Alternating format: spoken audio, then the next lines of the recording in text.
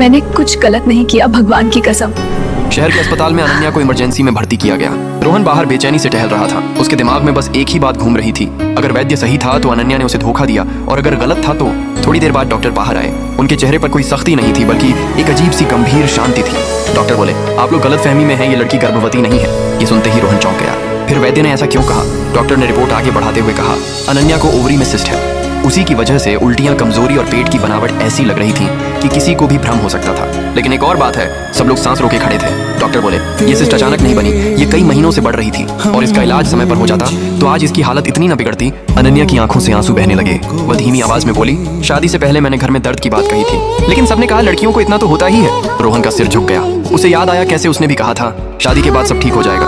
उसी रात रोहन ने अनन्या का हाथ पकड़ा और सबके सामने कहा, आज अगर मेरी पत्नी की इज्जत पर सवाल उठा है तो उसका जिम्मेदार अज्ञान और जल्दबाजी है, उसका चरित्र नहीं। गांव में जिसने ताने मारे थे, आज उनकी आंखें शर्म से झुकी हुई थी। कुछ दिनों बाद अनन्या की सर्जरी हुई। वह धीरे धीरे ठीक होने लगी। विदाई के समय डॉक्टर ने कहा, सच हमेशा जांच से निकलता है, अफवाह से नहीं। घर लौटते वक्त रोहन ने अनन्या से कहा, एक दिन में शादी हुई थी, लेकिन आज मुझे समझ आया कि भरोसा बनने में वक्त लगता है। अनन्या हल्की मुस्कान के साथ बोली, और सच देर से ही सही सामने आ ही जाता है। कहानी यहीं खत्म होती है। वीडियो को लाइक जरूर करें।